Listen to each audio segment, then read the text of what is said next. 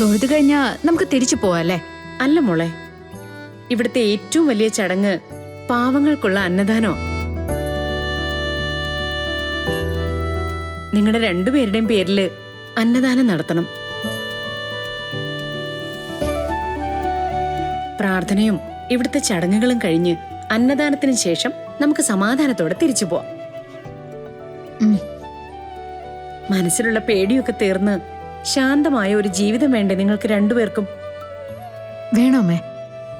എങ്കിൽ പിന്നെ പ്രാർത്ഥനയും വഴിപാടും ഒക്കെ മനസ്സറിഞ്ഞ് ചെയ്താൽ മാത്രം മതി. ബാക്കിയെല്ലാം നാഗദൈവങ്ങൾ നോക്കിക്കോളും. വാ.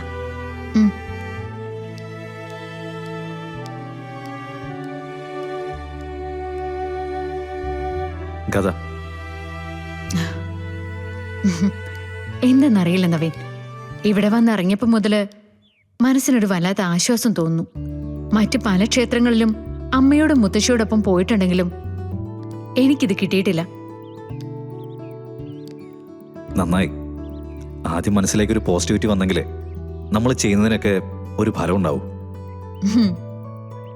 എന്ത് പരിഹാര പൂജ ചെയ്തിട്ടായാലും ശരി, എനിക്ക് പരിപൂർണമായും നവീന്റെ ഭാര്യ ആയേ പറ്റൂ. നിങ്ങൾ വരുന്നില്ലേ? ഇതാ വരുന്നമ്മേ. കഥ വാ.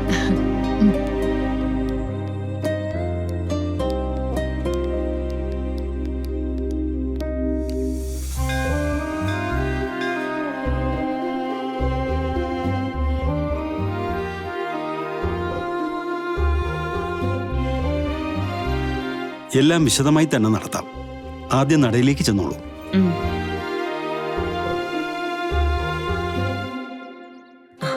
മക്കളെ,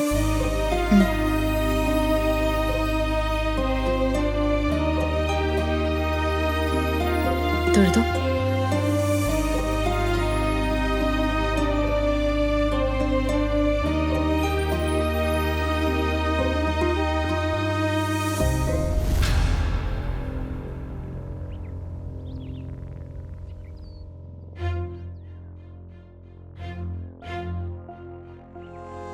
രണ്ടാളും ആദ്യം നാഗത്തറയിൽ പോയി പ്രാർത്ഥിച്ചു വന്നോളൂ. ശരി അമ്മ വന്നേ.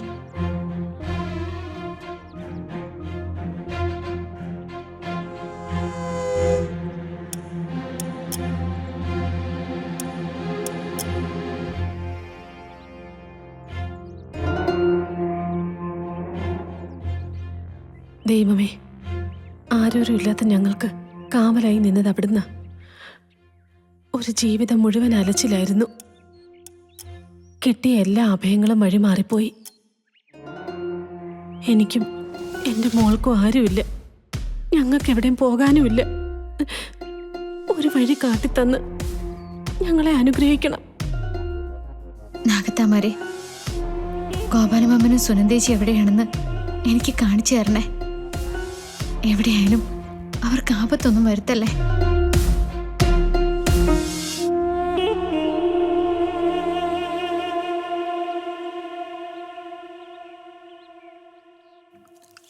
അമ്മേ വാ.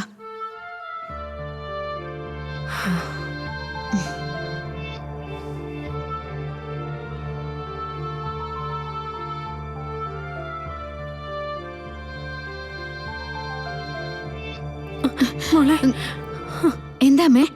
എന്തു പറ്റി? ചെറുതായിട്ട് തല കറങ്ങുന്ന പോലെ. രാവിലെ ഒന്നും കഴിച്ചില്ലല്ലോ, അതുകൊണ്ടായിരിക്കും. അമ്മ അങ്ങോട്ട് എവിടേക്കെങ്കിലും ഇരിക്കെ, ഞാൻ പോയി ഒരു ചായ വാങ്ങിച്ചിട്ട് വരാം.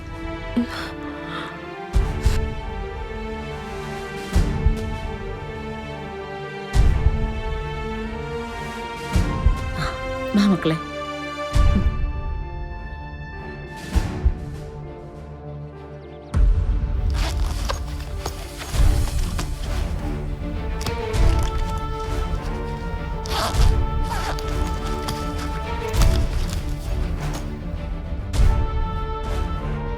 അമ്മേ, ബാഗിലിടുന്ന കാശൊന്നും കാണുന്നില്ല.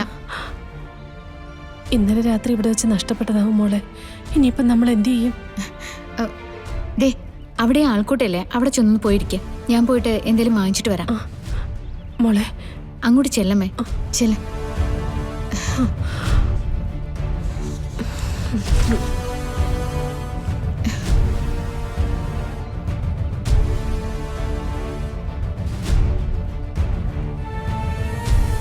മോനെ, പൂജയ്ക്കുള്ള സാധനങ്ങൾ വാങ്ങണം. അവിടെ കടയുണ്ട്, അങ്ങോട്ട് പോയാൽ മതി. ആ ശരി അമ്മേ.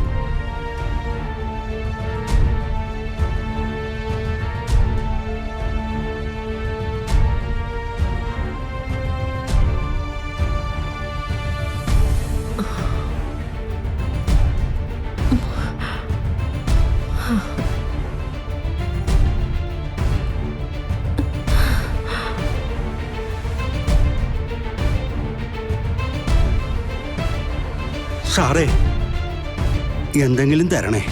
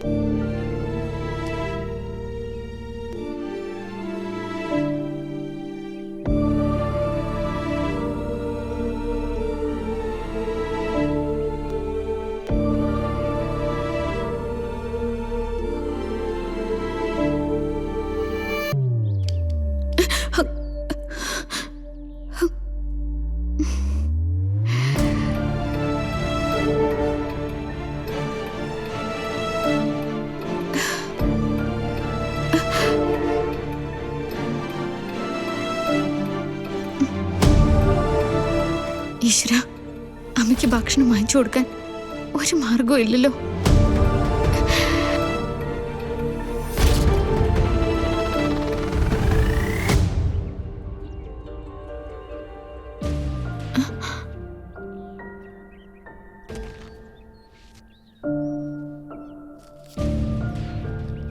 അമ്മേ, അമ്മേ,